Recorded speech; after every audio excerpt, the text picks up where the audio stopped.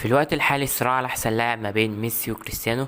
بس قبل ما يظهروا في الفتره كده بتاعت موسم 2003 لحد موسم 2006 2007، كان كل العالم متفق ان رونالدينيو واحد من افضل لعيبه العالم لو ما كانش افضلهم. لاعب مختلف عن كل لعيبه العالم، اللاعب الوحيد اللي جمهور ريال مدريد سقف له يعتبر. واكيد كلنا متفقين ان رونالدينيو اكتر لاعب ممتع جه في تاريخ العالم. ففي فيديو النهارده هيبقى قصه رونالدينيو مع برشلونه. فلو انت لسه مش قناه في القناه فعايز توصل لك كل جديد، ويلا بينا نبدا. حكايه رونالدينيو مع برشلونه كانت من اجمل الحكايات في الالفيه الجديده.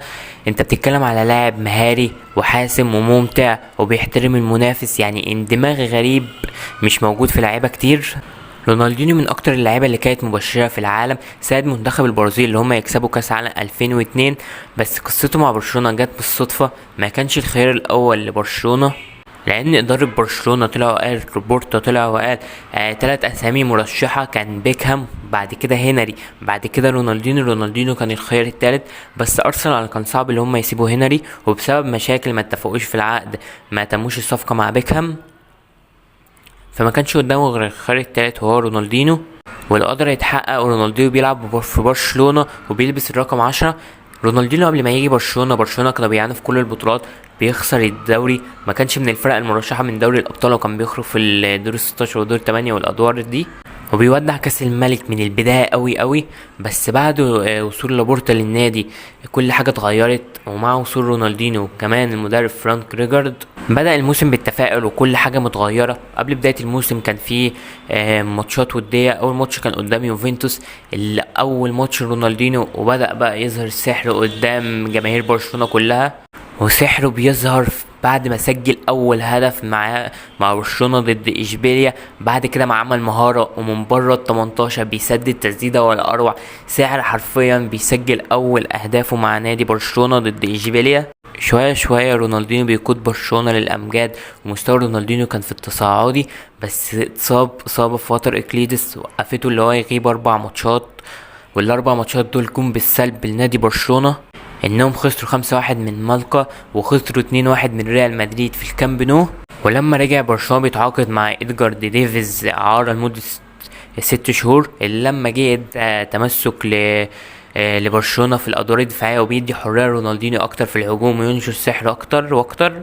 وقدر برشلونة ان هو ينهي الموسم ده في المركز الثاني خلف فالنسيا اللي كان متوج بالدوري. وقدر رونالدينيو ان هو يبقى هداف الفرقة ب 22 جون. وقبل بداية الموسم بتعاقد برشلونة مع المهاجم السفاح ايتو، اللي هيخلي كده رونالدينيو متفرغ لأدوار الصناعة، اللي هو هيخدم على ايتو، عنده مهاجم فينشر وكل حاجة، فهيبقى متفرغ لأدوار الصناعة. وفي الوقت ده برضو بيتم تصعيد ميسي للفريق الأول. وبعد انتهاء الموسم ده كل كان بيتكلم على اداء رونالدينيو المبهر، لانه قدر اللي هو يكسب الدوري موسم 2004 2005، وقدر اللي هو يكسب الريال في البرنابيو بنتيجة 3-0. والمفاجأة بقى من المتعة وانبهار جمهور ريال مدريد بيسقف له في الماتش ده، اللي هي حاجة اصلا ما حصلتش مع لعيبة كتير تقريبا، على ما اتوقع يعني ما حصلتش مع حد. ورونالدينيو قال على اللقطه دي اللي هو ما كانش واخد باله ان جمهور ريال مدريد بيسقف له هو، بس بعد ما اتفرج على اللقطه دي تاني قال اللي انا كنت مبهور اللي جمهور المنافس بيسقف لي انا. وفي نهايه موسم 2004 بيفوز رونالدينيو بجائزه الفيفا افضل لاعب في العالم، وكان ترتيبه الثالث في الكره الذهبيه. ومن اجمل الاجوان والممتعه في تاريخ رونالدينيو هو هدفه في تشيلسي اللي محدش يقدر ينساه في بيتر تشيك.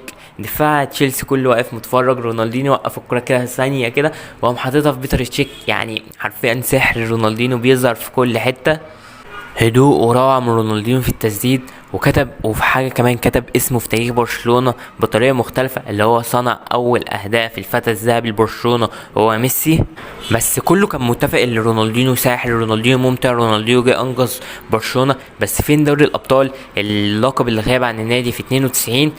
بس بعد انتهاء موسم 2005-2006 رونالدينيو يتوج بأفضل لاعب من الفيفا، ويفوز بالكرة الذهبية، ويجيب دوري الأبطال لبرشلونة بعد أداء ممتع وصناعته لهدف في النهائي قدام الميلان في السانسيرو، وقدم سحره طول 90 دقيقة.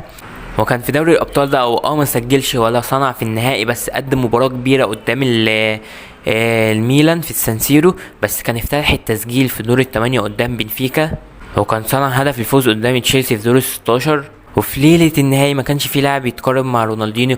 جيرارد، بيكهام، لامبرد، كلهم جامدين بس رونالدينيو اعلى. بعد كده بيجي كاس عالم 2006 اللي رونالدينيو راح وما رجعش لحد دلوقتي. قبل المونديال البرازيل معاه سكواد مرعب: رونالدينيو، رونالدو، كاكا، ادريانو، وكتير من اللعيبه. وكله كان بيقول اللي هما ممكن يكسبوا كاس عالم مرتين ورا بعد ما كسبوه في 2002.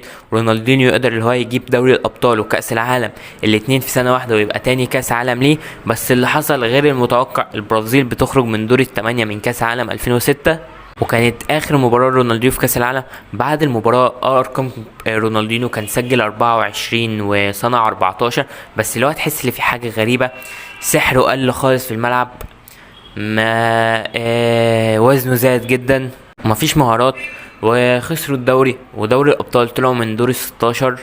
وفي 2008 بينتهي سحر رونالدينيو، يعتبر بقى تقيل قوي، بقى يعمل مشاكل في غرف الملابس. ميسي بقى يطلع واحده ورا واحده ورا واحده وبياخد الاضواء منه. وتراجع مستوى برشلونه وموسم كارثي لبرشلونه. بس في الموسم الجديد ومع قدوم بقى بيب جوارديولا، بيقول للاداره اللي هو 3 لعيبه لازم يمشوا، اولهم رونالدينيو وايتو وديكو. رونالدينيو بسبب اللي هو كان شايف ان وزنه زايد وانه مش متفرغ لكرة القدم، كل دماغه هو الفلوس والسهر وكل حاجة، وخايف اللي هو ياخد ميسي معاه للسكة دي. وانتهت قصة الساحر رونالدينيو مع برشلونة بانتقاله للميلان. قصة ما كانتش طويلة قوي، بس في الثلاث او 4 سنين اللي لعبهم مع برشلونة قدم سحر، عرف اللعيبة يعني ايه المتعة، عرف الجميع يعني ايه المتعة. يكفي ان هو اللي خلى جمهور ريال مدريد الخصم اللي هو يسقف له من الاستمتاع والمتعة بتاعته. واحدة من أجمل القصص في تاريخ برشلونة. فتنتهي قصة رونالدينيو مع برشلونة. فلو انت تشوف قناة، شوف قناة في عز الجزء، شوف صلاح جديد، والسنة الفيديوهات الجاية كتير، والسلام.